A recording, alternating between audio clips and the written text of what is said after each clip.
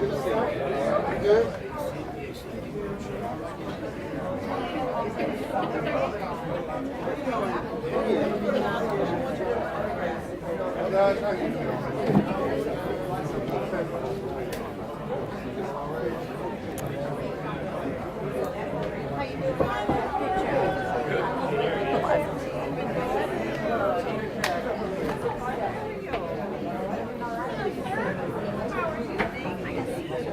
Should I just like step in front of it here? Okay. Yeah.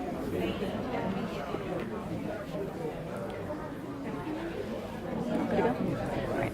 Hey, I'm Rachel Handley with WWL Louisiana. We're coming to you from Blessed Trinity Catholic Church in Broadmoor, because tonight there is a forum for all of the candidates running for mayor of New Orleans. Now, there were 14 candidates in the field initially. 2 of them got disqualified last week, and of the 12 that are left, we have 10 here tonight. 2 of them, Frank Jansua and Manny Chevrolet Bruno, said they will not be able to make it tonight. Now, the forum was supposed to start at 5:30, so it's expected to start any minute now. We're already seeing most of the candidates here sitting down, so we'll be streaming this for you until it ends. It's supposed to end at 8 o'clock tonight on WWLTV.com, WWL Plus, and on our social media pages. And this is going to be the first of what the organizers say is 7 forums. Some of them will have candidates for sheriff, some of them will have candidates for city council, and so expect more coverage of those too. And tonight at 10 o'clock, we will have a recap of this.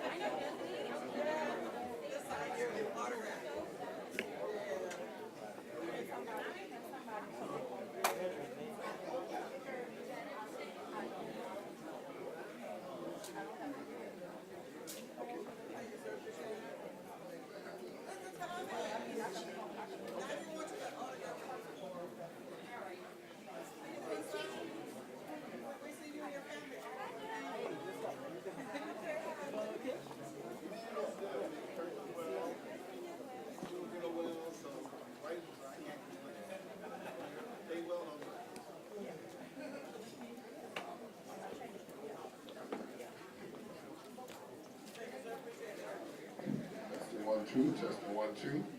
Once again, everybody, how you doing? Curtis Woods, Alexander, step up for action. Once again, we have index cards on the registration table up front. If you see me walking around, I can give you an index card. I can give you a pin if you have a question for any of the candidates that you would like to get into the forum. So if you have any questions, make sure you get them wrote down so we can get it taken care of.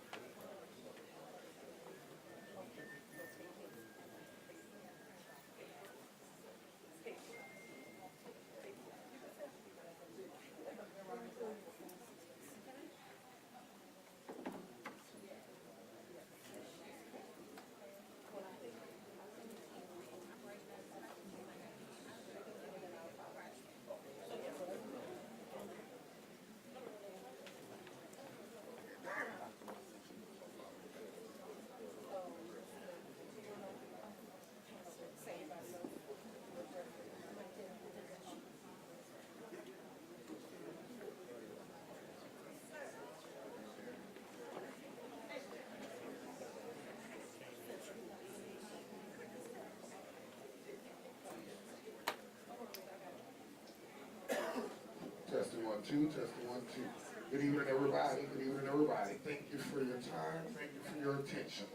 This is our Step Up for Action Mayoral Forum, and we're going to open up with a prayer by Pastor Sanders. The following voice you will hear will be our moderator, Dr. Y. Good evening. Everyone, please bow their heads for a word of prayer. Gracious and everlasting God, we first want to say thank you for this day, but we realize that this is the day that you have made. We rejoice and we are glad therein. Now, God, we lift up this city of New Orleans, dear God. We pray, God, that the welfare of the city would be well. Lord God, that our children would flourish, that our families would prosper, that, God, we all would feel and know safety. And God, tonight we come to pray for these candidates for this forum, for those who desire to be leaders of this great city. Bless us all, dear Father God, with what we stand in need of, dear Father God. Give them vision, give them inspiration, give them conviction and courage, dear God, to do the right thing should they be elected to this high seat. And Lord God, we know that in all things, dear God, that you are still in charge. And so we give your name all the praise, all the honor, and all the glory. Have thine own way in this place. We thank you for Step Up, for the work that it's set at its hand to do. Continue to guide them and direct them. It's in your mighty, holy, and righteous name we pray. Thank God and amen. Amen. Good evening, everyone. It is my honor to serve as your moderator for Step Up for Action's Mayoral Forum this evening. I want to first say that Mr. Bruno had a death in his family, so he could not be with us tonight. So we send our condolences to the family of Manny Bruno. The forum will follow this format. We will have 1 minute opening, 1 minute per question, 1 minute closing. Two of our candidates have a hard stop, so we'll allow them to do their closing prior to them leaving this evening. That is Ms. Helena Moreno and Mr. Oliver Thomas. They both have hard stops, so we'll stop to let them close, and then they'll depart, and we'll continue with the forum with the remaining candidates. Our timekeeper is to my right. So your left, we have a start, 30-second, and a hard stop. I do want to respect everything that you're saying, so I will allow you to finish the thought that you're in the middle of, and then I'll stop you so that we can move on to the next candidate. But what I would like to do is to thank each of you for offering yourselves up to serve this wonderful community. New Orleans is a beautiful place, and we deserve great leadership. So thank you for availing yourselves to serve this beautiful city. At this time, I'll introduce all of our candidates. To the left over here, Mr. Arthur Hunter. Royce Duplessis. Richard Ricky Twiggs. Joseph Bickledge Jr. Renata Collins. Helena Moreno. Elaine Carter. Russell Butler. Oliver Thomas. So again, I want to thank you for joining us, and I want to remind you, we have at this moment 1 minute opening statements, followed by 1 minute each question, and then we'll have a 1 minute closing per candidate. And we'll start to the left, Arthur Hunter. We have a microphone?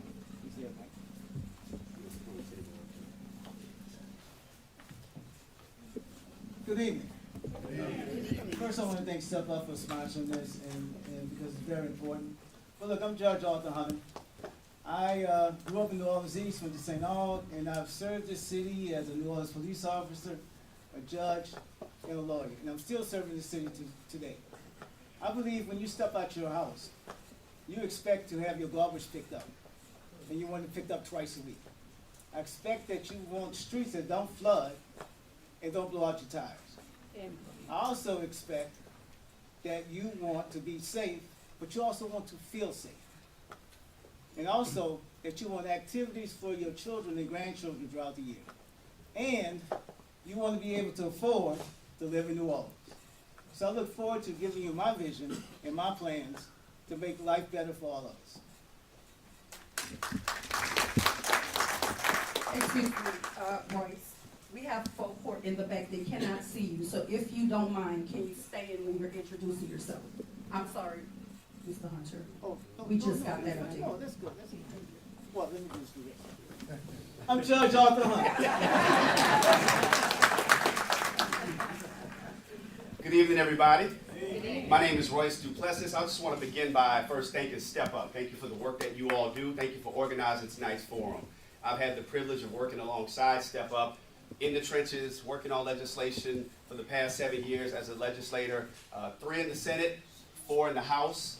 It's been a great journey, but my public service career actually started 20 years ago. 2006, post-Katrina New Orleans, when I was the chief of staff to a New Orleans city councilman. We actively participated in rebuilding the city that we love. New Orleans was at a critical juncture at that time. And here we are, as we enter August of 2025, I believe we're at a similar juncture, where we have to decide how we're going to go forward as a city. Are we going to continue to let chaos and division that plague City Hall be the theme of New Orleans?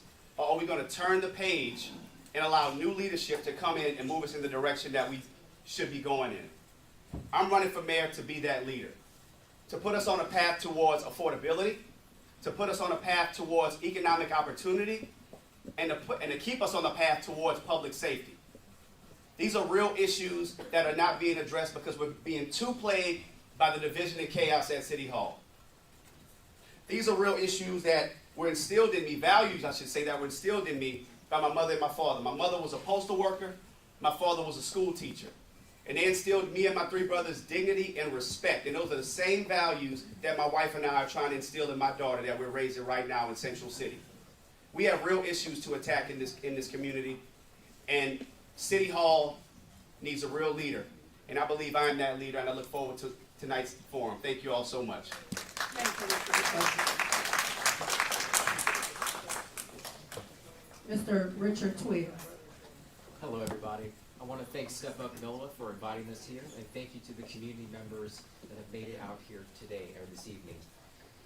For those of you that don't know who I am, my name is Ricky Twiggs Jr. I'm a licensed professional counselor and supervisor in the city of New Orleans. I work directly with our youth and young people.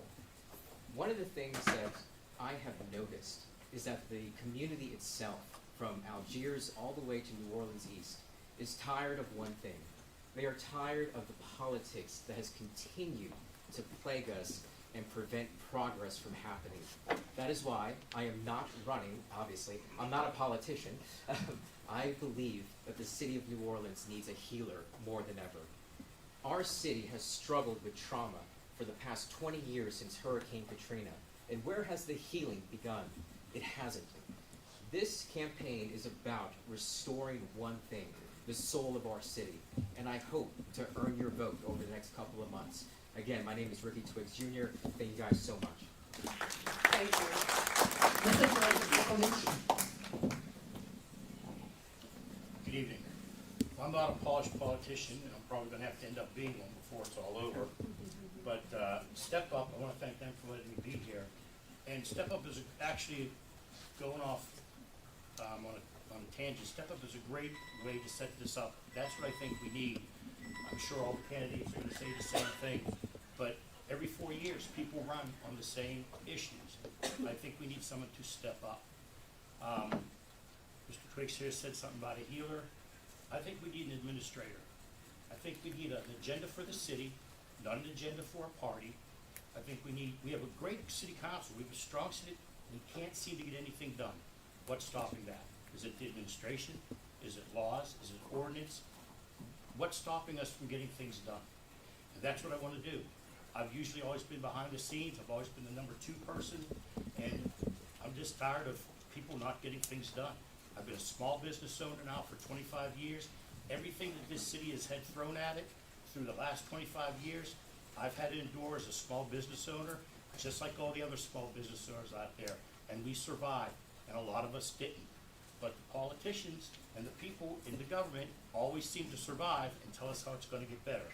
And I just want an opportunity to make things better. I want to work with city council. I want to empower them to get their agendas done, because I look at it as the city council person is actually the mayor of their small little district. Thank you, Mr. Biglovich. Ms. Renata Collins. Good evening, Step Up. Thank you guys for all having me here and allowing me this time. I'm Renata Collins, your New Orleans native, a breath of fresh air. And why do you say that? Because when you guys elect me on October the 11th of 2025, it's like giving birth back to the city. Not because one have an imagination of what it could be, it's because I understand what it's like to be born here. I understand what it's like to live here from a child. I was born in the St. Thomas Project. I lived from the Desire. My mom then moved to the 7th Ward. Then we moved to the East. So I have experience all around the city of New Orleans, before Katrina, during Katrina, and now. As your mayor, we're going to bring life, liberty, pursuit of happiness, due process. We want justice. We want clean water. We want better schools. We want great opportunities. But most of all, we want to wave when we see you. When you ride up the streets, I want to remember those days when we had the city of New Orleans that was cultural, the city of New Orleans that was built. The city of New Orleans, even if you was poor, you didn't know. Because I didn't know we was poor when I grew up here in the city of New Orleans. And we desire the same thing. So elect me as your mayor, and together we will make New Orleans a better place. Thank you. Thank you, Ms. Collins.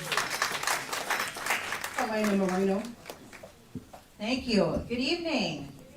Great to be with all of you all. My name is Helena Moreno, and I'm running for mayor because I believe that you deserve more. I believe that you need really present leadership who ultimately is going to put people first. We right now are the 5th fastest shrinking area population-wise because people in our city just believe that it's too hard to live here, and they also believe that there's a lack of opportunity. So unless we get a mayor who's going to work with urgency, coordination, and collaboration to turn this thing around, I worry about where our city could go. And those of you who know you, and I know you all at Step Up because we've worked on so many things together, you know how I work. I get things done. And I put people first, and I put workers first. We've had some great victories together, Step Up, particularly recently with a major ballot initiative when we said workers are going to be recognized in the New Orleans City Charter. The first time that that's ever happened. We put that on the ballot, and how did we win? With 80% of the vote of the people of New Orleans. So that is the type of work that we can do together. From my time in the legislature to my time on the city council, you know I put people first, and I look forward to the work we can continue to do together when I'm mayor. Thank you. Thank you, Ms. Moreno. Eileen Carter.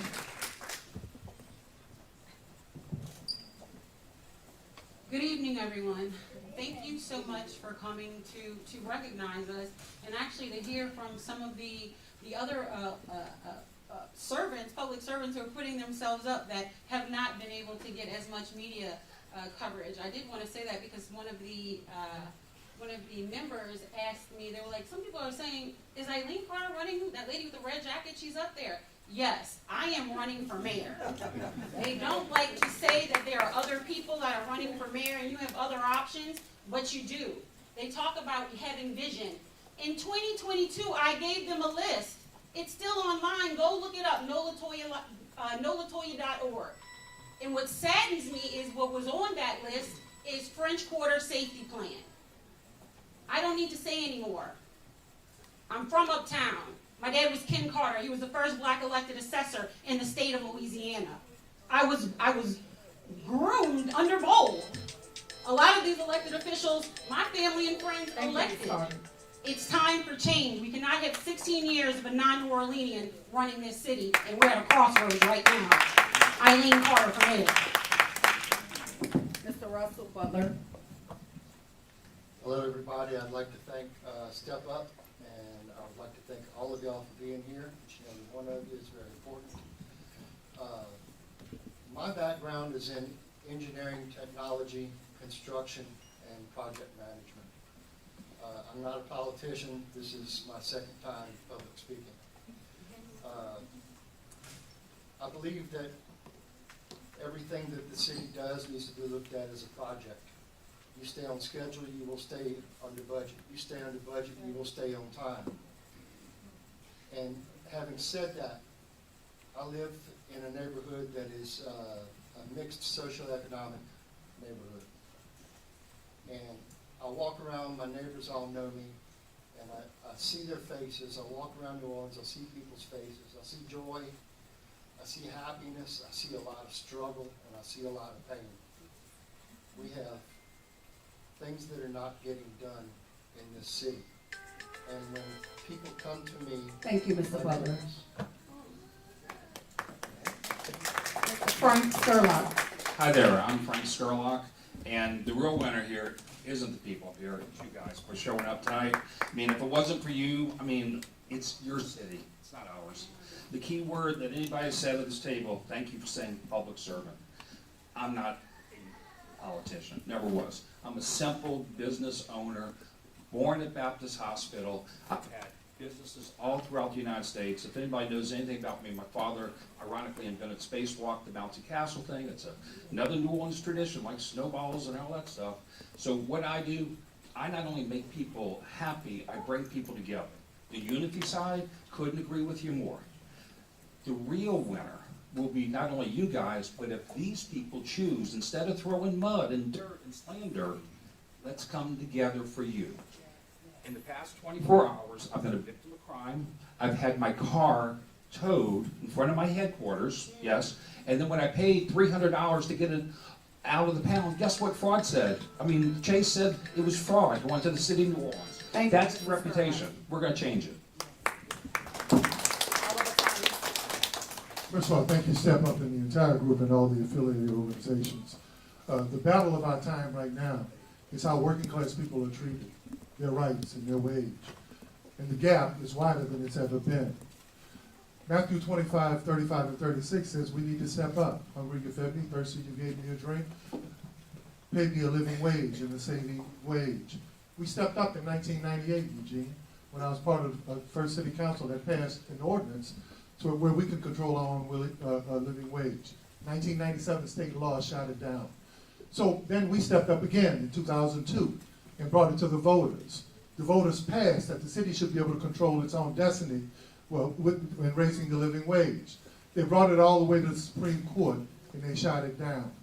At the meeting with Step Up and Family Dollar executives, you didn't have to call me or look for me, Ben. I was right there. I stepped up. When the nurses were out there on the picket line, I didn't care about the big conglomerates that controlled the hospitals. I was out there on the picket line. I stepped up. And the battle for wages is important. In Louisiana, African-American men are Thank you, Mr. Thomas. Bingo. Thank you.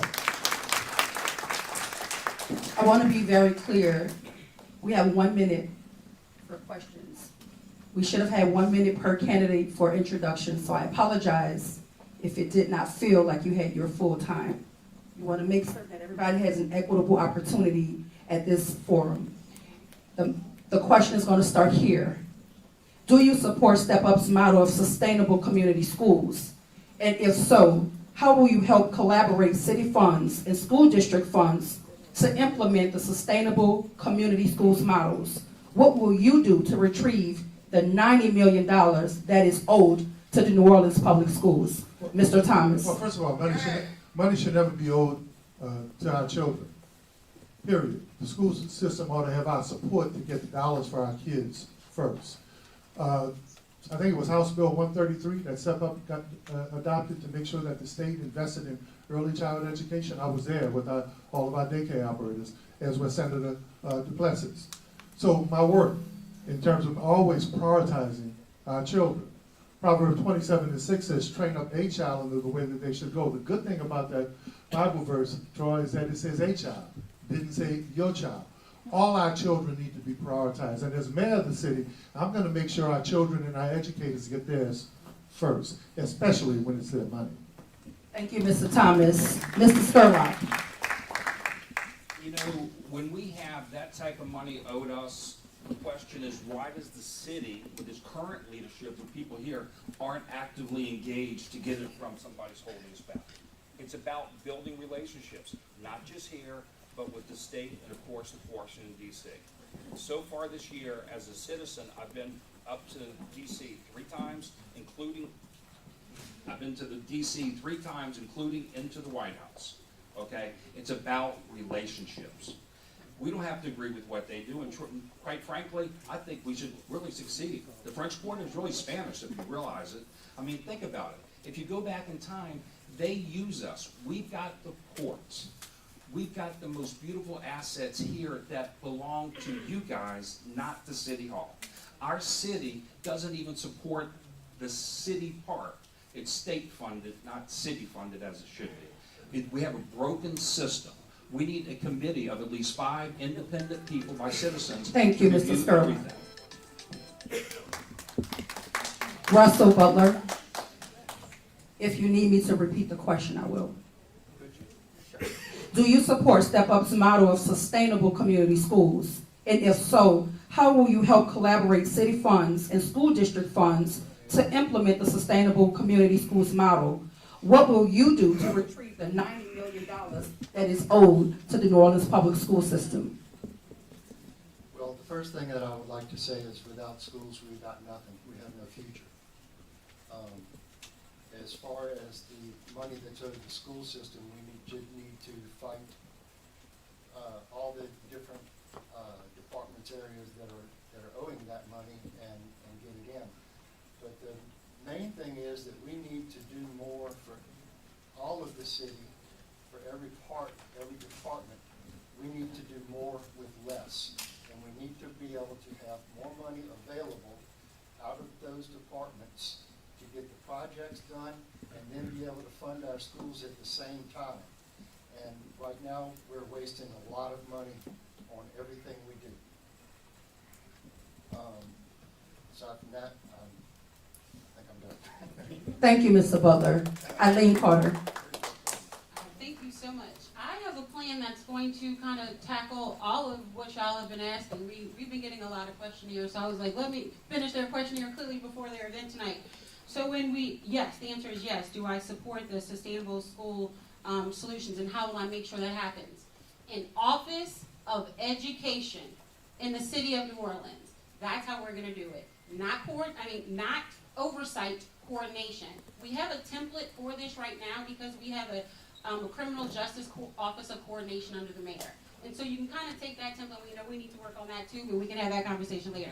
But for right now, let's take that template and put it for education. We have so many hands in the buckets right now, people don't know what's going on, and we're losing $20 million. And that wasn't just the first year, it happened the year before that too, right? There was inconsistencies. So if we get everybody on the same page, we get the stakeholders at the table, and we get our educators involved and we're listening to them, we get our families involved and we're listening to them, and we get our youth involved and we listen to them. We must listen to our Thank you, children Ms. Carter. and do it together. Thank you very much. Helena Moreno. Thank you. When it comes to the $90 million settlement, I want to remind everyone that the City Council had been working with the school board on a settlement for this particular issue. We were moving forward with that, had news conferences about it. We thought we were done, and then the mayor blocked it. And so when I become mayor, I want to remind all of you all, and I'm making this promise now, I'm going to unblock that. So we make sure that we finally get that money into the schools. The only person blocking this is the mayor. We were all on the same page, ready to go. And when it comes to overall, better partnerships with our schools, I make that commitment to you too.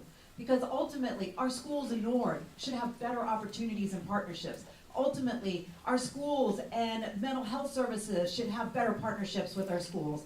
And by the way, let's figure out new ways and grants to solve some of the biggest issues like air conditioning and school buses. We can get these things done, y'all, but it takes a mayor who's going to be very focused, as I will, to get these results. Thank you. Thank you, Ms. Moreno. Renata Collins. So, considering that I have some information that I consider why the 90 millions was blocked, is because what of our current officials has done and how we don't have money for public housing. So I can only imagine that that funding was rerouted because our stability of housing is important. I don't know if you guys know, but our current officials, they decided to illegally rezone the area. So now we have a deficit, and they have to play with the money to put it in different places. So we have to not deal with the surface, but deal at the core. And when we set things straight and in order, and we come together as one and effectively, immediately move and connect together, then we will not only support step up its initiative for education, but we will also have a stronger community because we will have transparency and honesty. Thank you. Thank you, Ms. Collins. Mr. Mikulich. First, the answer to the question is yes, I will support that. And as I said earlier in my opening statement, this sounds like an administrative problem. And this is what we keep running into. We have an agenda, administration will have an agenda, and it blocks the city council from getting things done. And I'm not gonna sway from that. I think we have a great city council that's concentrating on the problems that need to be fixed. But it always gets blocked by administration, not just the current administration, but every administration before this. We need an agenda for the city. And if we concentrate on education, that's gonna help our crime problem. It's gonna help our skill set and bring better businesses. It's gonna create better workers and people to fill in different voids so we can attract more business and commerce into the city. And I think overall, we have to work on the education problem, and we have to help the city council when they have a solution, and we have to get administration that has an agenda for the city and not an agenda for themselves. We should concentrate on being the mayor for New Orleans and not what we're going to be next year or next election or the next election Thank you, period. Mr. Mikulich. Mr. Richard Twiggs. Doc, you might rephrase. I do not. Do you support Step Up's motto of sustainable community schools? And if so, how will you help collaborate city funds and school district funds to implement the sustainable community schools model? What will you do to retrieve the $90 million that is owed to the New Orleans public school system? Okay, so after Hurricane Katrina, a really nuanced thing occurred. And that nuanced thing that happened was that a lot of our public services were turned into private industry. We saw this with Charity Hospital, but we also saw it with our public school system. They converted to a charter school system. Since that transition has occurred, while we have seen in the news numerous times that graduation rates have increased, the quality of education is just not present. And I've talked to so many of our teachers that have agreed with this, which is why I believe full-heartedly in two things that need to happen at CU. The first one is that we have to have a mayoral takeover of the school board.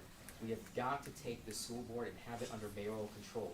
The second thing that we have to do, since the seat of mayor has been a historical problem. Oh, I'm sorry. Thank you, Mr. Twiggs. I'll finish that later. Thank you. Royce Duplessis. First, let me begin by pointing out that I'm a product of public education in the city of New Orleans. My three brothers and I, we used to walk to school. I understand that schools are community anchors. And as Ricky just pointed out, things are much different now in the post-Katrina landscape. But on the question of supporting the model for sustainability, the question is, its answer is absolutely yes. I read it, and all of those tenets I believe should apply to all public education, not just in New Orleans, but across the country, right? That's an easy one. Even though the schools are not within the direct purview of the mayor plays a huge role. When you talk about services around mental health, when you talk about affordability, when you talk about poverty, and all of the trauma that our children are bringing into the classroom that make it hard for them to get educated, the mayor plays an incredibly important role. As it relates to the $90 million, if a deal was made, a deal has to be kept. If the $90 million was agreed to, it needs to be dealt with. But let me say this. We have a city council and we have a mayor that has an inability to get in a room and work out a deal. That's a problem. I work in Baton Rouge every day with people I disagree with on issues. And this city council needs to do a better job working with the mayor to work out our issues. Arthur Hunter. Let me get in the front so everyone can see me. Look, I saw too many people, kids, come before me as a judge, reading at second, third grade level. And so one of the things I did was start a reentry court program, in which they came back with a GED and a skilled trade. And if we have children not reading at grade level, that's a crime problem, education problem, economic problem. So as a mayor, part of my NOAA program is going to be about teaching these kids basic academic skills. That's what we're going to do. But also, I'm a lawyer. If the agreement was made for the $90 million, it has to be paid. That's what we have to do. But we can't have the nonsense, the back and forth, the same old, same old. You need someone who has a history and a track record of making things happen and making things work. That's what we need. Thank you, Mr. Hunter.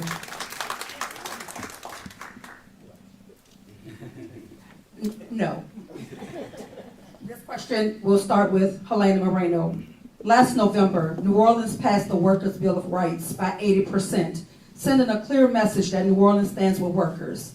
Step Up has been working with the New Orleans Health Department to create the Healthy Workplace Program. How will you help employers in this city get in line with the Workers' Bill of Rights? And can we count on you to move resources to the Healthy Workplace Program, which will work with employers to improve working conditions?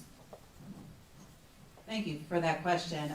First, I just want to say to everyone at Step Up, really Britton Forsyth, who really helped lead this, for working with my team on the Workers' Bill of Rights. Thank you for coming to me and asking me to be your lead author on this.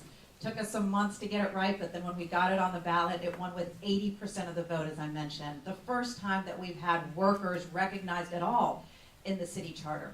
So now it's on to the next steps. Now what can we do to this question about making sure that our workplaces in New Orleans are healthy and fair and safe workplaces?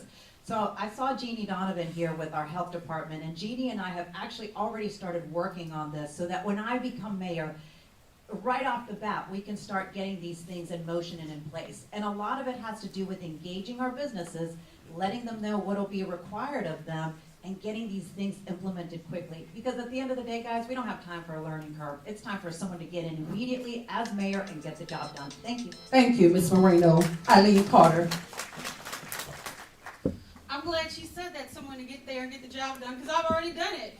I'm actually, of everybody up here, I'm the closest one that actually walked in the mayor's shoes. I walked next to her every day for 3 years, from 2018 to 2021. So when you thought you were talking to her online, Instagram, Facebook, Twitter, you were talking to me. I was engaging with you. I've been doing this before elected. So let's talk about the Healthy Workplace Program and how we're going to start it. What I'm going to do is I'm going to give you a state of the city in 90 days. Every director is going to be responsible to their shareholders. I want them to partner with 2 community activists or somebody from here. Safety and permits, I need 2 people. Libraries, I need 2 people. Finance, I need 2 people. Let's find out what's really happening. They've been lying to us for years. I told everyone that in 22. They didn't believe me. We are looking at the fallout. Clearly, I have some vision because I said it. I'm saying right now, New Orleans, we need to unite. 16 years, we can't do it. Thank you, Ms. Carter. Eileen Carter for mayor. Mr. Butler, before you start your answer, I want to apologize. We are very demonstrative people with our hands in the city of New Orleans. So I saw you ducking her arm a little bit. I want to apologize for that. Yeah.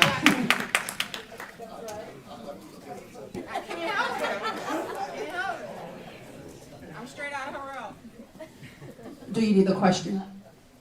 No, I don't. I'm good. The key to a better workplace is better jobs. Better jobs need a clean, bright city, a safe city, a city where things work, a city with educated children, a city where businesses will move into the city and create good, well-paying, full-time jobs for hard-working people of New Orleans. Our youth is leaving the city. We've lost 40,000 people since 2020, I think is the last thing that I've heard. And that's our tax base. If we don't get people, get the city cleaned up, get things running right, and get new businesses in here to increase the amount of jobs, so maybe if you're in a bad place, you go get a better job. That's my feeling on it. Thank you, Mr. Butler. Mr. Frank Sturlock. Wow. Workers. That's what we all are, right? That's what you are. You actually indirectly work for the city, which is ridiculous. I mean, think about all the things that you've got to do for them, and yet there's nothing that they're committed to. Nothing. Go to the Sewage and Water Board. Try and struggle there. How many of y'all got the parking tickets? I got my car towed yesterday. It doesn't make a lot of sense. We need to start over, and the first person that comes is you. We need to have rights for our service and our hospitality right here. I had a server complain to me, they got stiffed by a customer, they walked out of paying, it came out of her paycheck. That's not right. Uber drivers, they're letting Uber out of California take the majority of the thing. That's wrong. This is our backyard. It belongs to us. But the key of this city is our hospitality, music, and our amazing, talented artists. We need immediate health benefits, including dental, for all those provided through this city. It's long overdue. It needs to happen on my watch. Thank you, Mrs. Skurlock. Oliver Thomas. Everyone deserves a safe and sanitary place to live as well as to work. Similar to what we're doing with Healthy Homes, we can dedicate inspectors and we can dedicate code enforcement to that division to deal with workplace environment. Then I think when we met with business people about workplace environment, I think I was the only elected official there, and Stephanie met with them. When they had the press conference on Canal Street about workplace environment, I was the only elected official at that meeting and at that press conference on Canal Street. This do really what's right. I think the Healthy Homes Ordinance and Healthy Homes Initiatives the same things should be and should be applied to workplace environment. That's just the right thing to do. Thank you, Mr. Thomas. Ms. Renata Collins. Don't start my time yet. So, what you're going to know, as the mayor of New Orleans, I'm going to deal with things at the core. What is the core of the situation? The poverty wage. We have 3 different wages. We have the poverty wage, we have minimum wage, and we have livable wages. Now, the poverty wage is set at $7.25. Minimum wage is $7.25. Poverty wage is $7.52. The livable wage in New Orleans is considered at $20.39. I don't agree with that. To me, like $40, $50, right? So even if we do have a workers' bill of rights and we don't have the wage standards set, then we will have an issue. My goal is to effectively increase the poverty wage so that when you do have a livable wage, you can still have the resources you need to live here in the city of New Orleans. I would love to share with you guys more about my platform so that we can build this city up from the ground up. Thank you. Thank you, Ms. Collins. Joseph Bicklage. As I said earlier, I'm a small business operator and owner, and we're not doing all that well right now either. I always tell my employees, I can't give you what I don't have. As we came in after COVID, after Katrina, after COVID, small businesses were struggling. A lot of them went into major debt. A lot of them closed. And if we close, we lose the workers, we lose the employees. I try to give the best workplace I can to my employees. I help them out wherever I can. I try to guide them. But small business owners, our costs are going up for everything. Insurance, taxes, property taxes, everything. We don't always have the funds and the means to pay our workers and employees better, which means what? They leave, which we have the exodus, which goes back to what everyone's saying. We're losing population, and those are our young workers. The older people, us established people, we have no place to go, and we're struggling here, and then we can't find good workers and employees. I'm all behind making it a better workplace, a better place for the employees, and I welcome Step Up's input on that as well. Thank you. Richard Twiggs. Doc, I just want to make sure I understand the question. Is the question, how do we make the businesses buy into? How will you help employers in this city get in line with the Workers' Bill of Rights? And can we count on you to move resources to the Healthy Workplace Program, which will work with employers to improve working conditions? Absolutely. And I think what we have to do in order to get corporations and small businesses to buy into those standards is that we have to really invest into an office that deals with small business, mom and pop shops, that deals with the corporations. So we can start to explore tax incentives, so we can start to explore ways to make it reasonable for businesses to want to do business here. What we have noticed over the past 2 years is that we have had an exodus of small businesses and corporations throughout the city of New Orleans. We are not a haven for businesses or corporations right now, but if we institute those small changes, an office of business that deals with small business, that deals with the mom and pop shops, that deals with the corporations, will have direct access to these individuals, and I believe that they will buy into it over that small change that we can make. Nothing fancy. We don't need anything fancy. We just need common sense. Thank you. Thank you, Mr. Twiggs. Royce Duplessis. The answer is yes. Healthy workers means a healthy workplace, which means a healthy workforce, which means a healthy economy. But it starts with the workers. I talked earlier about how the fact that my father was a school teacher, my mother worked at the Postal Service. She started working overnight in the mailroom, sorting mail, worked her way up. My first job was as a bricklayer's assistant when I was 15 years old. I used to bust tables at Mandina's restaurant. I identify with workers. That's why I'm proud to have earned the endorsement of the AFL-CIO, because I believe in workers. But the reality is we have to have a relationship with the business community to help incentivize them and work with them and let them know that you have a healthy workplace, you're going to have a healthy business. Yes, it might take a little sacrifice. Everybody has to pitch in, but we got to continue to push. That's why in 2023, I was proud to author legislation in a very pro-business legislature that was ultimately signed into law that gives every employee across this state the ability to take a day off to get a cancer screening and not be penalized by their employer. Thank you, Mr. Duplessis. Arthur Hunter.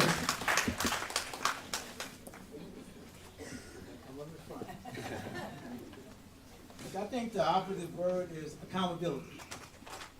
Accountability. As a police officer, I enforced the law. As a judge, I made people follow the law. And look, if the people who came before me, they would tell you, this is not my words. Judge Hunter didn't play. It's about accountability, making people do what they're supposed to do. And yes, I agree about workers. I mean, I started working at 13 years old with my daddy's supermarket, Delta Supermarket. And I've been working ever since. Worked my way through law school while I was on the police department. But it comes to accountability, making people do what they need to do. And no one has held more people accountable than me. But not only that, I had to be held accountable to a Supreme Court and appeals court. That's what it comes down to. Holding people accountable, making sure they do what they need to do. Thank you, Mr. Hunter. The next question will start with Oliver Thomas. We're facing the reality of a city that could be underwater within just a handful of decades, and we are continuously dealing with 100 and 500-year events more and more frequently. Now we are facing major cuts to the National Weather Service. Considering that we are under a federal administration that's actively hostile to climate justice, especially in Black communities, how will you create a sustainable New Orleans that will last for future generations? This is an area where the state, instead of worrying about taking over the city, should be partnering with the city. We're the goose that lays the golden egg. So instead of the governor and the legislatures wanting to take over the French Quarter and take over parts of the city, how do you protect the mouth of the Mississippi that feeds the 33-state tributary system? Learning to live with water. There's 1,386,000,000 cubic kilometers of water on this planet. 2.5% of it is fresh water. We can only access 0.5% of it. We need to learn, instead of fighting with water, living with water. Our natural topography offers the most sustainability and resilient opportunities of any place in this region. Let's stop fighting against Mother Nature, and let's work on programs to live with Mother Nature. Thank you, Mr. Thomas. Frank Skurlock. And I think what he said is right. You can't fight Mother Nature. So how do? You become proactive with a plan. We did it many years ago, or actually we did, our forefathers. Every time you pass by Broad Street, you see that amazing pumping station right there. It works. It really, it might be old, but it still works. I actually live out in West End. They built the biggest pump in the world to take the water out. Whatever it takes. It's a simple calculation. Water coming down, water pushed out. Water coming down, water pushed out. But the first thing is we got to clean up our drains, right? We have to have a recycling program to get things off the street into where they belong and reuse them. And until we become proactive, it doesn't matter. It's going to rain, we just don't know what day. But the thing is, it takes a plan that a good leader, whoever it happens to be, I'm not saying vote for me because I'm me. I want you to decide who was most qualified. I forgot to say earlier on, I've opened up 500 businesses around the United States. Not boasting that, but I'll tell you what that brought me. I know what it's like outside of New Orleans. Thank you, Mr. Skurlock. Russell Butler. So the answer to our flood problems in New Orleans, aside from the Katrina effect that we had in the past, I believe all that, if you've ever been out and seen the flood walls and stuff out in the Lake Bourne area, they've done a lot. Our biggest threat is from getting a rain, such as Hurricane Harvey in Houston, where it wasn't a bad hurricane, it just sat there and rained and rained and rained. The great flood in the Baton Rouge region in 2016. If we get a rain like that here, we're going to have trouble. Our drains are clogged. Not all the pumps work. The drains are clogged with trash that doesn't get picked up. The drains are clogged with sand that the road crews leave on the streets and gets washed into the drains. We have to pick up the trash, we have to clean the drains, and we have to fix the pumps. Without those three things being done, we will never solve the problem, and New Orleans is going to one day find itself in big trouble from one of those sedentary, strong storms. Thank you, Mr. Butler. Eileen Carter. We're talking, can you give me the question? Just want to make sure I hit all the points. We're facing the reality of a city that could be underwater within just a handful of decades, and we're continuously dealing with 100 and 500-year events more and more frequently. Now we're facing major cuts to the National Weather Service. Considering that we are under a federal administration that actively is hostile to climate justice, especially in Black communities, how will you create a sustainable New Orleans that will last for future generations? Two pieces of this. Number one, I'm no party, so I believe I can go to the table and work for everyone. I don't care what color you are, purple, green, gold. How can you help the people of my city? Humbly, I ask. That's what I'm going to go to everyone and ask. That's number one. Do y'all remember a couple years back where, for lack of a better word, we like snaked the pipes and they found like cars and sofas in it? I think maybe we need to kind of look into those things and see what's really in our pipes and what's going on. And last but not least, like we said, we cannot stop much Mother Nature, but we can inform and we can educate. And that's what I did at the City of New Orleans. When I walked in, I was going into business. They asked me to build the social media department of the City of New Orleans, and that's what I did for the foundation that you have today. When I started, they were reaching about 30,000 people. When I left, it was almost 100,000 people that they were reaching with alerts. So when you got those alerts in the middle of the night, they were coming from me and Laura Mellum, who is now in Minnesota, and that's what happened in the City of New Orleans. You lost a lot of institutional knowledge. We need to build back our workforce because nobody knows what's going on, and that's the truth. Thank you, Ms. Carter. Helena Moreno. Challenges like this, ultimately, we need out-of-the-box solutions. So if we're seeing a federal government that doesn't care about climate or climate initiatives, well, then we need to change the narrative. When we need money for drainage, we need money for climate initiatives here in New Orleans, let's talk about jobs. Because ultimately, whether it's community solar, whether it's drainage jobs, whether it's building these different types of bioswales, guess what? That creates jobs, and ultimately, this federal government apparently wants to create jobs. So let's change the narrative and get grant money that way. But let me tell you about this too. Right now, we have a system set up in our city where we, the residents, are paying a lot, but there's a lot of different nonprofits and Mardi Gras clubs and whatever else who are not paying into drainage. They're not paying into drainage, and everybody has to pay their fair share. So there has to be a new model where we make this pie bigger so that it's not just always on us, the residents, who are fitting the full bill because it's unaffordable. And that's what I started working on the city council level, then COVID hit. And then the mayor was like, well, I don't know if we want to do that. But as mayor, that's something I will make sure to get done. Thank you. Thank you, Ms. Moreno. Arthur Hunter. Because y'all think y'all know.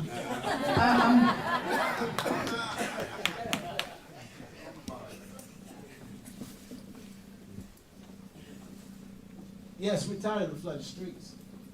No doubt about that. And so we have to keep those catch basins clean. And we have to have pumps that work. But you know what else we need also?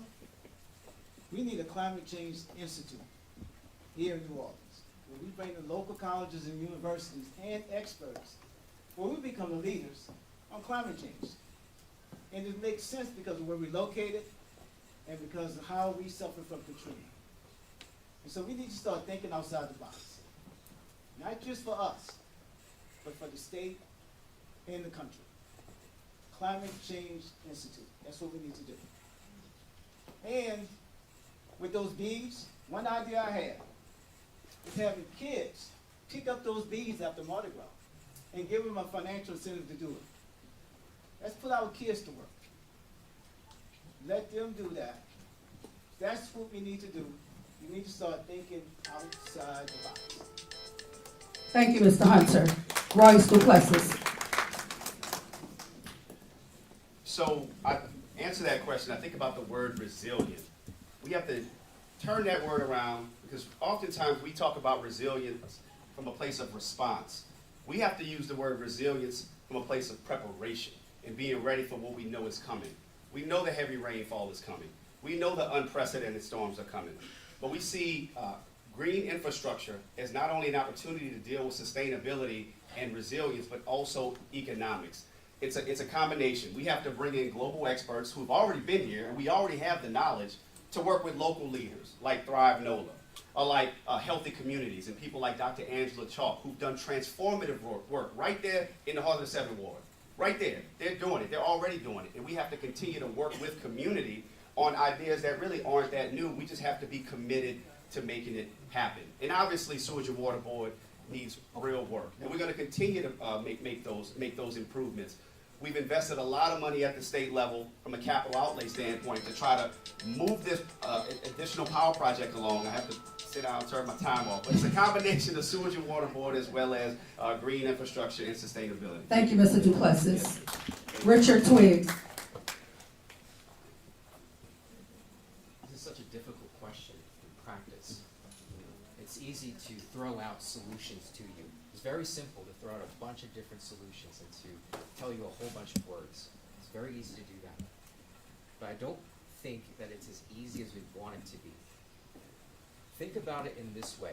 When Hurricane Katrina hit and the devastation that followed shortly thereafter, how long did it take the federal government, how long did it take the state government, and how long did it take the city government to respond? It took forever. Every single one of us in this room that was here during Hurricane Katrina remembers that. In order for us to be resilient, we have to change the way the city government is structured. We have to change the way that we've approached these problems historically. And that means one of the big ways we can do that is taking the Sewage and Water Board and merging it with Public Works and allowing our community members to clean out their storm drains, to prepare them with trade jobs and labor jobs, and to give them the opportunity that has been for a very long time. Thank you. Thank you, Mr. Twiggs. Joseph Bickelich. Yeah, this is a real problem, mainly because we rely on the federal government right now to bail us out. Not just us, but every city. And let's face it, if New Orleans is going underwater, we're not going to be the only city vying for funds. It's going to be cities all along the Gulf. So I think maybe the mayors of these cities should get together and have some kind of coalition where they can go to their state governments if the federal government decides to give the funds to the state. And we have to show at that point that we are a city that is concerned about it, and goes back to what they want to say here, our maintenance, our storm drains. We do the little things. That's not going to help us with the rising tides. But if we show that we are taking care of the little things, the state government will be more apt to want to give us money, knowing that we know how to handle it and use it to our advantage and to make the city safer. So it's a real situation we need to do. It's going to take more work than just one mayor and one city. It's going to have to be, I like the climate idea, the Coalition for Climate. We need to get that together, but that needs to be not just the city of New Orleans, but all cities in the Gulf area to work with our state government. Thank you, Mr. Bickelich. Renata Collins. So, we speak about Hurricane Katrina, but let's talk about something that's more recent. When Hurricane Francine took place, remember everybody had assistance but New Orleans? That's why. Our current officials, they didn't protect us. So we cannot just focus on one thing when we have officials who are working on other things that prohibit sustainability from taking place. You probably say, well, what took place? We don't have federal grant monies, not because of Donald Trump, but because of our neglect of our councils. So I'm running for mayor so that not only will I be the mayor, but I work for the council that is ready to uphold the city, give us sustainability so that we can at least get some emergency disaster assistance. We can get FEMA housing. Remember, we didn't get those things. Jefferson Parish did, St. Tammany Parish did, but our current officials knocked us out the park. And as your mayor, I will not do that. Thank you. Thank you, Ms. Collins. With the approval from the voting body of Step Up, we are going to allow Ms. Helena Moreno to answer the next question and thereafter give her closing statement because she has a hard stop. And we'll continue with the rest of the forum with the rest of the candidates. What will you do to bring integrity, accountability, and transparency to the office of mayor to build trust with the community? That's a great question. First, let me just start by saying that the job of mayor is about service. The job of mayor should be about the work and not the perks. And so when I become mayor, let me tell you this, every single one of your tax dollars, I will meticulously make sure is spent correctly. This is not my money. This is not the city council's money. This is not the mayor's money. This is your money. And so every single dollar should be spent appropriately. When it comes to different contracts and incentives, there has to be fairness around how we get these contracts out, how we get these incentives out, where there's a playing field, where it's the most qualified that gets it, not those who are connected. So I'll tell you this, when it comes to transparency, no doubt about it, I will always be that communicator to the public as I've always been. But more than anything, with things that I do, let's talk about travel that I do. No doubt about it, I'll report back to the city council on travel that I did on my official capacity as mayor as to why it was beneficial to the city. Why did I need to take that travel? And that's the type of transparency you'll get with me. Thank you, Ms. Moreno. At this time, you have your 1-minute closing statement. Thank you. Well, first, once again, thank you to Step Up for having this wonderful forum to allow us to all come together, really for the first time that we've all come together. As you all know, I've been working with you all for quite some time, and in fact, if you take a look at the push card that you have before you today, this push card specifically for Step Up. And it's specifically for Step Up because on the back of it, it has so many of the different issues that we have worked on together since my time in the legislature. Issues like working on the living wage ordinance, affordable health care back in the legislature as I worked to expand Medicaid expansion, equal pay legislation in the legislature. Here in the city of New Orleans, we worked together to pass the first right to organize ordinance, putting it actually in the code in the entire Gulf South. And the reason why I bring these issues up is when you take a look at who's going to be your next mayor, take a look at who has a record of accomplishments. Take a look at who actually has put in the work and gotten things done. As your next mayor, I will stop at nothing to get the job done for you. Please remember that, and I look forward to your support again. I've been endorsed before by Step Up, hope to get it again. Thank y'all. Thank you, Ms. Have a great Moreno. night. God bless you.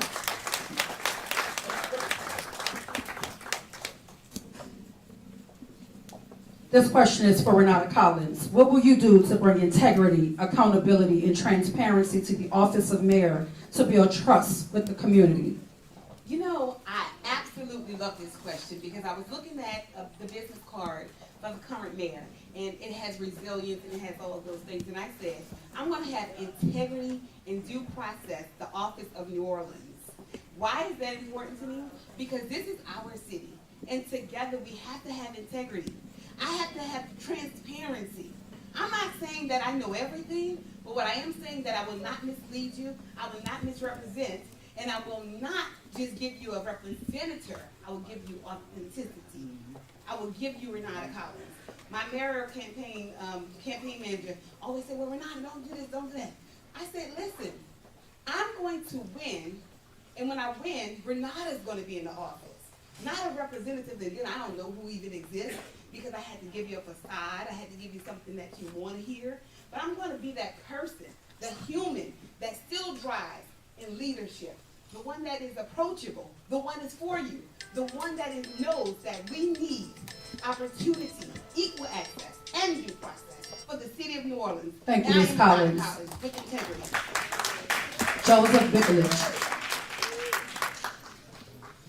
transparency, I love that word, because as a citizen, as a person, and I know you all same thing, we don't get the answer we want, or we don't get the answer that we've already formulated in our minds that we think happened, we say it's a cover-up. And you're not gonna take anyone's word for it. We have groups, we have people in place that'll help with this, and this has not been a popular idea of mine that I've suggested to my friends and that, but Put your mic closer. as my first, Thank you. if elected, I have the confidence to be mayor, but not the ego to say when I'm elected. That's up to you all. That's right. But I will bring the Inspector General, the Attorney General. I'll say, come on in, bring your group in, go into every agency. Let's clean this place up now. I'm an independent, I'm not with another party, I got nothing to lose. The other parties might not like it, but we're going to bring in these people and we're gonna find the problems and we're gonna clean them up. And then that's how we'll appoint people. I'm not gonna take jobs away from people who've been there for 20 years that have been hindered by the administration or by politics of getting things done. People don't deserve that. Thank you, People Mr. don't deserve Bicklage. that. Thank you. Before you go, Mr. Twiggs, I apologize, Mr. Bicklage. Some of these folk don't know how Dr. Wyatt run a moderator's mic. I am the mic, and I apologize for the outbursts that took you off your thought process, because I saw it when it happened. But Curtis, I appreciate you, but let me run this show. I got it. Mr. Twiggs.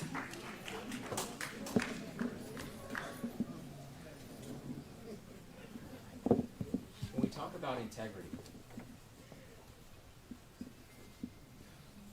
the question almost hurts to hear, right, and to reflect on it. Integrity. We expect our leaders to act in a way that is caring, compassionate, and with you in mind. That hasn't happened in a very long time. And when that happens, it stresses our system, it stresses the city, and it stresses our kids. In order to restore integrity, this is what I propose. We consolidate over 80 city departments into less than 50. We have departments that only have one person in them. That is absurd. If we can consolidate these departments, we will save a lot of money. And by doing that, we also allow for oversight and accountability to be a lot easier on the entire system. If you want accountability, and if that is your desire to have a government that runs on integrity, you can't have these bloated departments in the way. Thank you so much. Thank you, Mr. Twiggs. Royce Duplessis. Thank you. When I was special counsel for Chief Justice Johnson at the Louisiana Supreme Court, Judge Arthur Hunter and I, we took a trip. We took a trip up to Lexington, Kentucky. We went to Kentucky because we wanted to study the pretrial model on how we can be smarter on our criminal justice system here in New Orleans.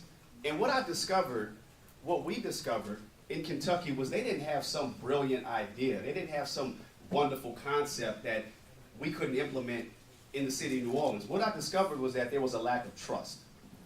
That agencies couldn't get anything done because they didn't trust one another. They couldn't work with one another. They couldn't communicate with one another. And that's what we're dealing with at City Hall. We have city council leadership and a mayor who can't get in a room to do their job. And where does it end up? It ends up in the courtroom. We're talking about issues about trash pickup for the past year, and we can't move into the future because of issues of lack of transparency and lack of trust. That's what we have to restore. That's what I'm committed to. Thank you, Mr. Duplessis. Arthur Hunter. Thanks for bringing that up, Royce. I forgot that today. Look, when we talk about integrity, it comes down to the person. And people would tell you who I grew up with. Even though I wore a badge, I have a law degree, and I wore a robe, I am the same person. I have not changed. And people who came before my court, they were treated with respect. They were treated fairly. And I made sure people follow the law. That's what it comes down to. But it also comes down to serving people, not being served. It also comes down to not having what I call the nonsense. The finger pointing, the following of the lawsuits, the who you know rather than what you know, the same old, same old. We've got to get away from that. We will not move until we have a mayor and a city council on the same page.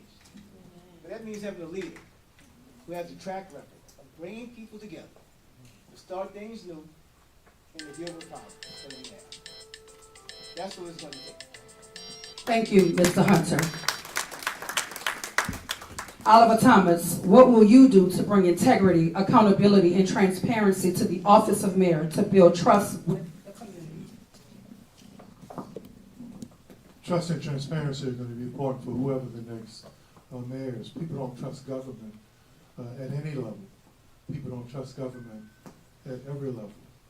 One of the reasons why the open letter that you guys read twice, I wrote an open letter, one was published, to have a retreat between the mayor and the city council was to get them in the same room. I saw George Russo do it. I saw Jim Singleton do it. I did it when I was president of the city council some years ago. That letter to get everyone in the room was rejected. Who was the council person several years ago that orchestrated the joint meeting between the Jefferson Parish Council and the Orleans City Council? Charlie, y'all remember who that council member was? Yeah, that was me.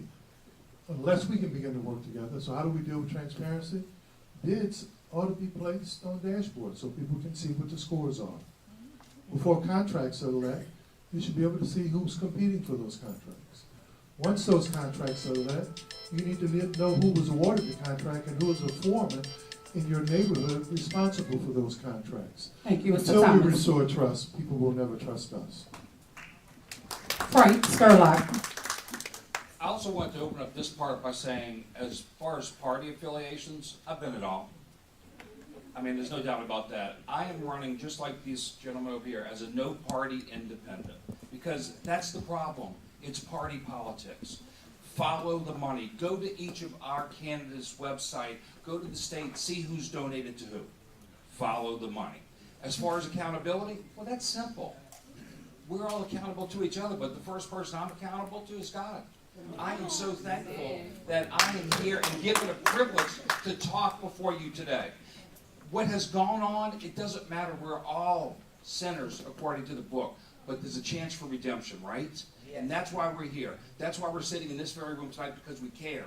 Everyone up here cares. Now, let me say this. It goes back to economy, that's jobs, and I believe the judge would probably confirm this for it, is that the single biggest problem we have here is fatherless youth.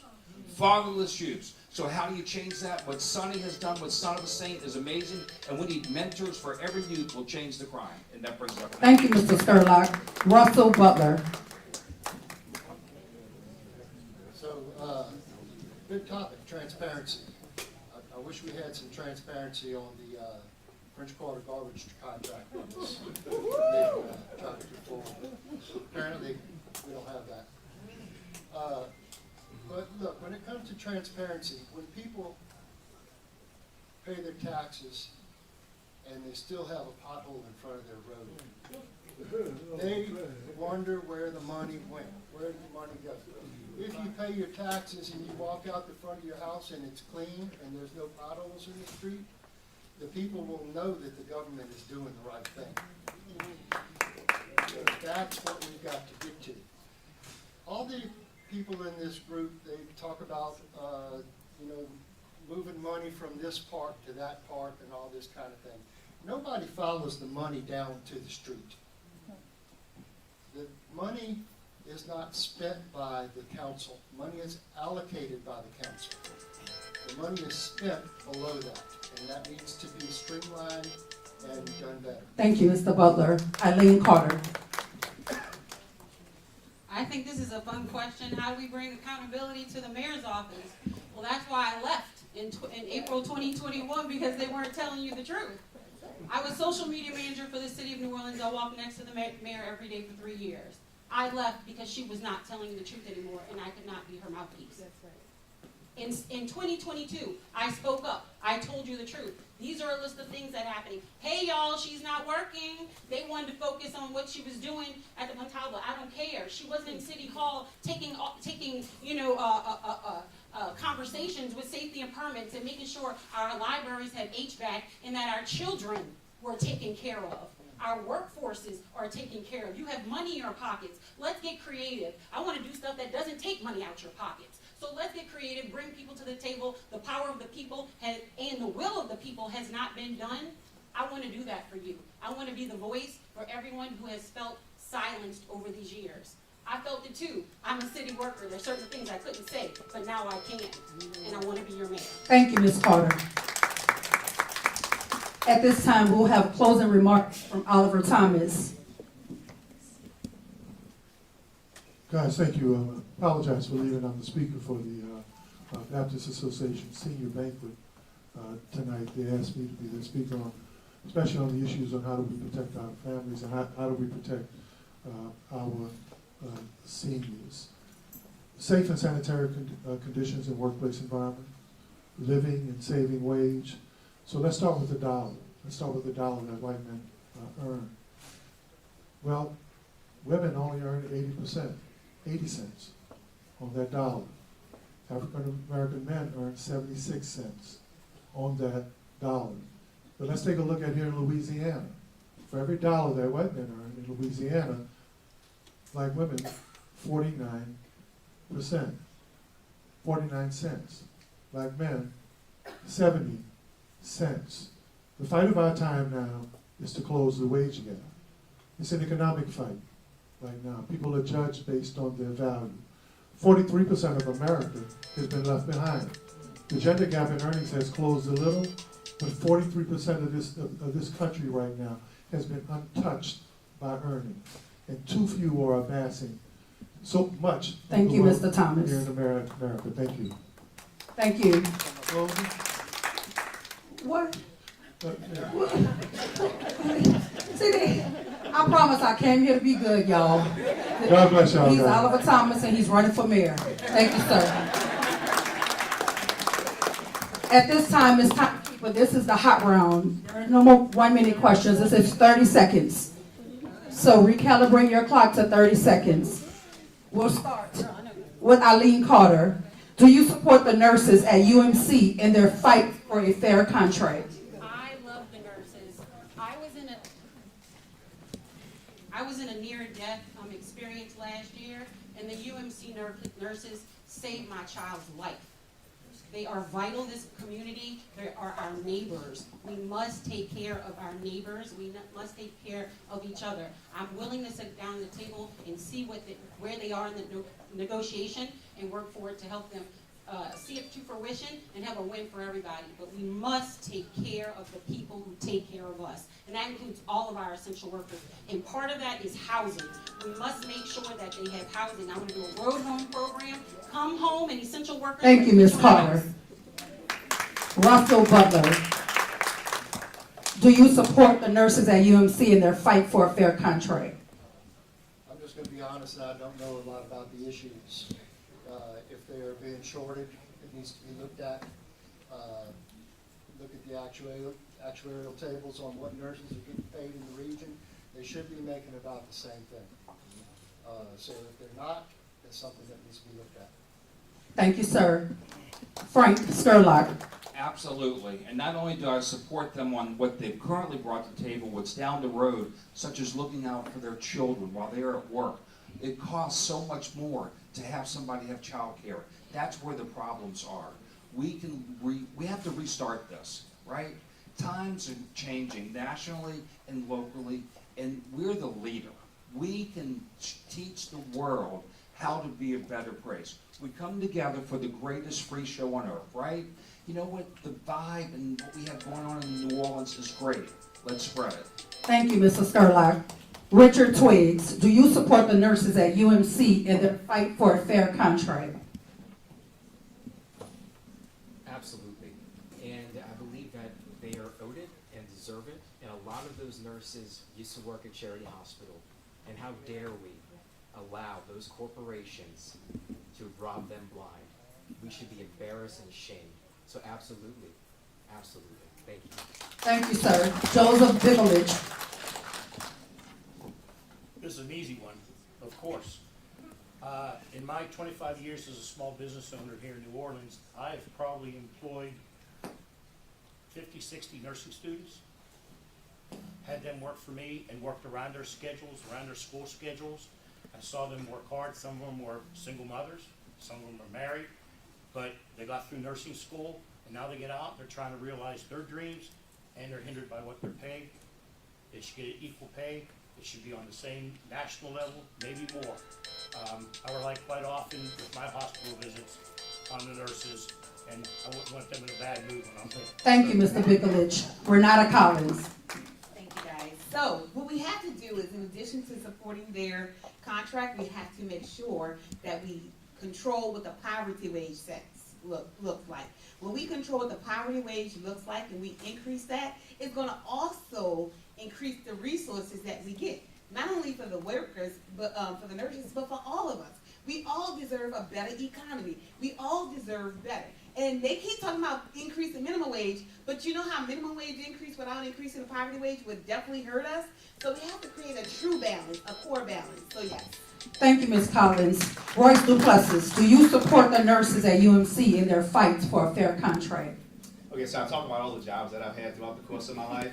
At 17, I've actually worked in the ER at Charity Hospital and saw what nurses deal with down there. It actually prevented me from going into the healthcare space. A lot of trauma, a lot of stress, a whole lot that they deal with. I supported their ability to organize, to negotiate, and I support their ability to negotiate for fair and safe workplaces. Yes, absolutely. Thank you, Mr. Duplessis. Arthur Hunter.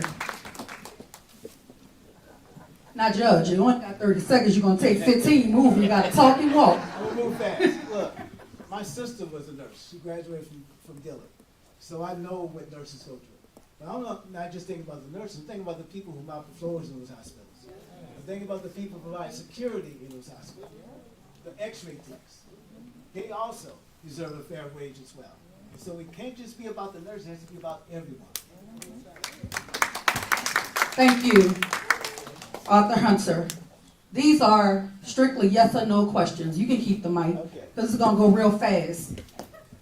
It's a yes or no question, Judge. You can sit down with the mic now. By the time you walk to the front, the answer going to be over. I'll give you the answer on the way up. Have you received any campaign funds from Entergy or people and PACs associated with Entergy? Yes or no? No, I just want to make sure. No. Royce Duplessis. Have you received any campaign funds from Entergy or people and PACs associated with Entergy? Yes. Ricky Twiggs. No. Joseph Bikolich. No. Renata Collins. No. Eileen Carter. No. Russell Butler. No. Frank Skurlock. Absolutely not. Keep the mic, Mr. Skurlock. Do you support the building of a grain train in the 9th Ward? A grain train? A grain train. If it affects the residents in the neighborhood. It's a yes or no question. No, if it's not supported by the residents. Russell Butler. Yes. Eileen Carter. No, I support the will of the people. Renata Collins. No. Joseph Bikolich. I'll lead over to the people. Give him the mic, because I'm a teacher. We're going to follow the directions of the class. Joseph Bikolich. Do you support the building of a grain train in the 9th Ward? I don't know enough about it to make that. So that's a no? It's a yes or no question. That's what Step Up is looking for. Since I don't understand the You're going to abstain from the answer? I'll abstain. Richard Twiggs. No. Royce Duplessis. No. Arthur Hunter. No. Keep the mic, Judge. Will you commit to using powers vested in you as mayor, including the power of the pulpit and the access given to you as an elected official to fight for a living wage of at least $15 per hour? Yes or no? Yes, I believe. Yes, Your Honor. Royce Duplessis. Yes. Richard Twiggs. Yes. Joseph Bikolich. Yes. Renata Collins. Oh, this is not an easy one. Renata Collins, do you support a $15 an hour minimum wage? Yes or no? Yes or no? Do you abstain from the question? So if, Yes or no? yes. Eileen Carter. Yes, but you have to talk to. Eileen Carter, you worked 3 years beside the mayor. You know, yes or no? Do you support a $15 an hour minimum wage? Yes or no? Yes or All no? stakeholders Yes. at the table, yes. Yes or no? Russell Butler, No. Frank Skurlock. Absolutely. At this time, we're opening the conversation to the folk in the audience. We have cards from the folk in the audience. And let me say this, as the moderator of this panel, these are not my parameters. These were the parameters set by Step Up, and I'm trying to do the will of the membership of Step Up. They only asked for a yes or no question because all of the other questions gave you an opportunity to go through with your answer. So I apologize if it felt abrupt, but that's the rule set by Step Up. So at this time, we'll move to the audience questions. And this one is, Mrs. Skurlock, what are your plans for bringing affordable housing to more citizens? Are city buildings which can be, I guess converted is the word, to affordable housing? Can the city use buildings which can be converted to affordable housing? What is the time limit to respond? Every question is a minute. Okay. Absolutely. We have to have sustainable living for everybody. And that's one of the problems here, especially with the different types of talents we have here.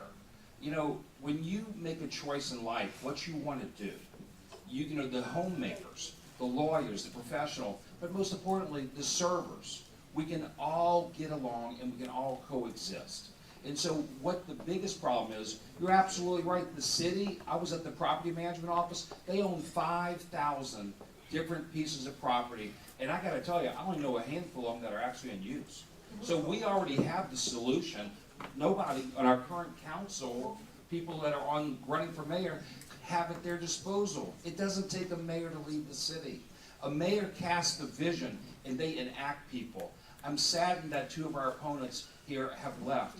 I put you first, and I will not back away. I will never turn off the lights to our citizens. Everybody deserves not only a realistic wage, a realistic safe house. Thank you, Mr. Skurlock.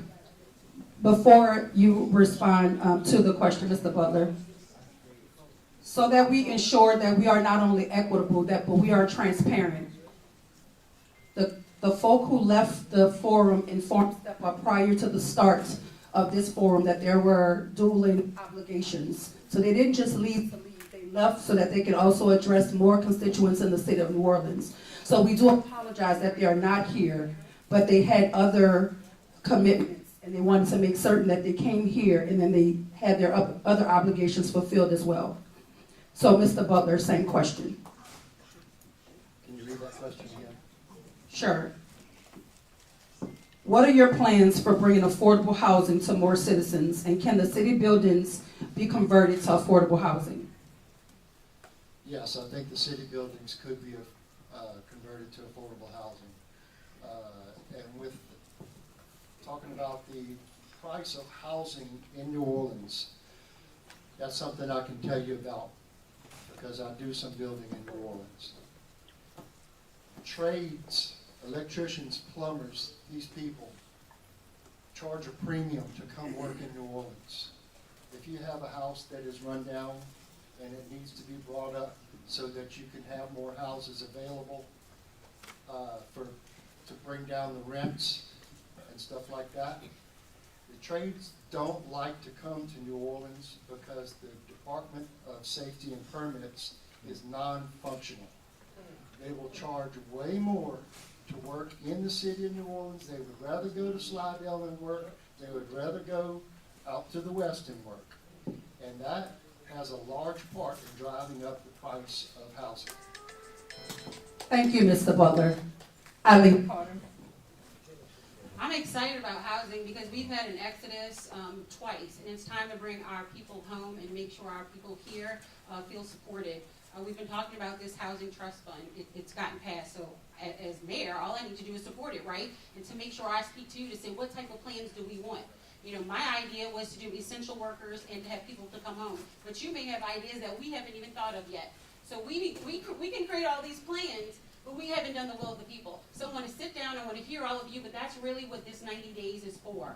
And we need it across the board. It will be every agency, including housing and everything attached to it. We've been having an F on our report card for years. It's time we turn that around. It's time we listen and see what hasn't been working and flip the script. And so that's the easiest way to put it. Thank you, Ms. Carter. Renata Collins. So guys, what if we have an opportunity like Road Home?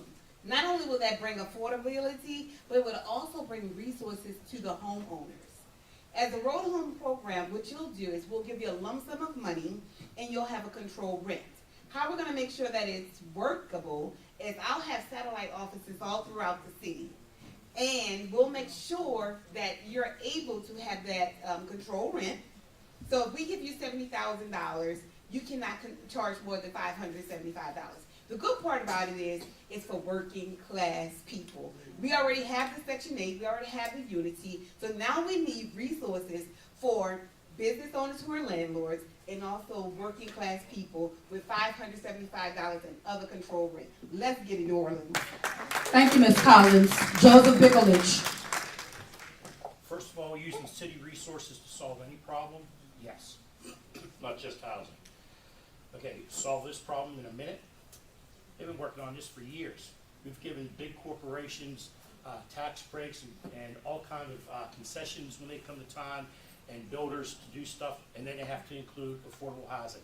Where's all that affordable housing that was promised to begin with? Number two, if you do get something approved, good luck.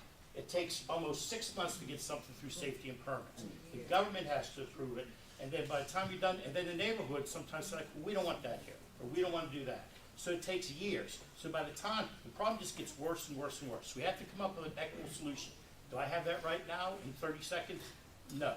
But we're going to work on it. But we're going to find out the people that promised to build affordable housing and got tax concessions and got breaks to do it, we're going to make sure that they come up with it. And I think that'll help solve part of our problem.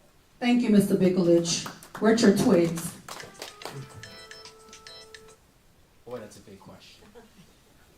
Yes, so in order to make New Orleans more affordable, what we have to start doing is looking at the ways in which it has been made to become unaffordable. Entergy New Orleans has raised rates numerous times, sometimes up to 30% in certain neighborhoods. That's absurd. My plan is to restore Entergy New Orleans as NOPC, which I believe we truly need. We need a public utility back in the city. In order to lower the rates of the Sewage and Water Board, we merge it with Public Works. That has to occur. Once we consolidate our departments in the city of New Orleans, we will rapidly have extra cash on hand, and I believe that we need to cut a check to the citizens of New Orleans. We can do this. Believe me when I tell you, the problems that we have are historical, and the way out is not through repeating the same old patterns that we have continuously done. We have to break the mold. My God, we can do it this time around, trust me. As the independent candidate that is not bought by anybody, vote for me, please. Thank you, Mr. Twiggs. Royce Duplessis. Affordability is the #1 issue of my campaign. It's the #1 issue of my platform. Affordable housing experts tell us that we need 44,000 affordable units in the city of New Orleans today. Also, today, there are 30,000 New Orleanians who are literally being squeezed out of the city as we have this forum right now. We lost over 20,000 people in the past 4 years, and we're losing more and more people due to affordability. Housing is one component, and I want to build, over the course of 10 years, 40,000 new units, but not just build. We have to rehab and upgrade dilapidated housing stock in the city of New Orleans right now.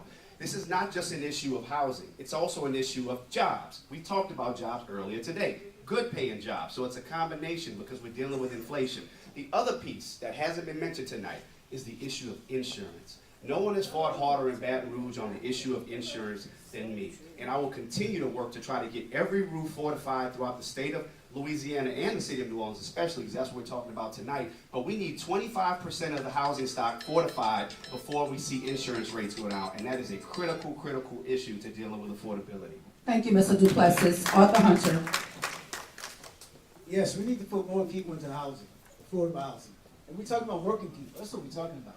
But also, look at people who are already living in their houses. Can they afford to stay in their houses? So we have to look at what we can do. Fortifying roofs, we can do that. Weatherizing houses to reduce your utility costs. we can do that. But also, depending on your income, freezing your property tax, we can do that as well. But none of that matters, all this building, unless we got a skilled workforce to make it happen. And that's one of the reasons why I helped start a program with Delgado and GNOA, teaching the skilled trades. That's what we need to do. And what I also want to do is bring the unions, Delgado, Nunez, along with New Orleans Career Center, and other nonprofits who teach the skilled trades, where we create a skilled workforce here in New Orleans.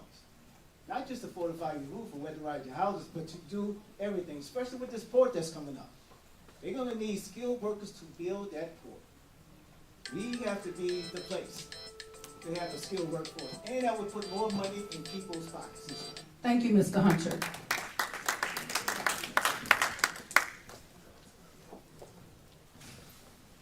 Eileen Carter. New Orleans East is home to a large part of our black population, yet it remains one of the most neglected areas in the city. What's your specific plan to invest in the East, not just with promises, but with real results? Y'all are not coming. We've been waiting for a long time and they're not coming. We got to do it ourselves. And it's going to start with creating our own events. I've done business development for like 13 years at this point, and it just is what it is. When somebody sees something flashy, they're going to run to it. We need to make New Orleans East flashy. We need to have, they have stuff like, they have the French market. Well, I believe we need one for natives, right? What if we had a pop-up on the big thing, like once a month or something, started bringing people into the East? Well, what's going to happen? You're going to have so many people there that the businesses are starting to grow. Well, then we have Joe Brown, too. All the events. Let's bring back talent shows, drum lines. Let's have the majorettes like they do at the beginning of the parades. Put our children out there. They give scholarships for band. Let's put our children, let's be creative, and let's be New Orleanians. We are creatives. We can do this together. But we need to stop getting off the hamster wheel that we've been on. I love our elected officials. I've helped, elect lots of them. But if they had a vision, they would have used it by now. They don't have it. They don't have it. They can tell you all these plans they have. If you had it, the plan, you should have already enacted it. That's what I'm saying. Eileen Carter, Mayor, and if you didn't get these little things, it's a Thank you, Ms. Carter. to get all of my information, because it's too much to say. Arthur Hunter. New Orleans East is home to a large part of our black population, yet it remains one of the most neglected areas in the city. What's your specific plan to invest in the East, not just with promises, but with real results? Look, I'm the only candidate that grew up in New Orleans East. I stayed in the Gap. That was off of Chef Highway. Look, I've made this clear. The city of New Orleans will not realize its full potential until New Orleans East realizes its full potential. That's what I'm going to start at as your next meeting. New Orleans East. And I'll say no more. Thank you, Mr. Hunter. Royce Duplessis. All right, I don't know how you define grew up in the East. 'Cause I got some New Orleans East roots too, but my memory goes back to my grandparents who lived in Kenilworth. We used to go to the Kenilworth Mall and the Kenilworth Theater. It's without question that New Orleans East has been disinvested, disrespected. The first thing that we're going to do is we're going to change the narrative. We're going to change how we talk about New Orleans East and not make it a self-fulfilling prophecy. New Orleans East is not one neighborhood. New Orleans East is a special people, a special place with a lot of great opportunity. I think New Orleans East presents the most opportunity for our city. We're going to do the basics. If we create an environment of safety, cleanliness, and efficiency, when I say efficiency, making City Hall work, we can invite more business opportunities to New Orleans East. I had dinner at Ty Nola last night on Bullard. We were there till about 10 o'clock at night, eating a great meal in New Orleans East. I have wonderful memories of New Orleans East, and I have a wonderful vision for the future of New Orleans East. I believe that a rising tide lifts all boats. If we get New Orleans East right, the rest of New Orleans is going to be okay. I believe that. And we're going to dispel this narrative that black people can't do well in the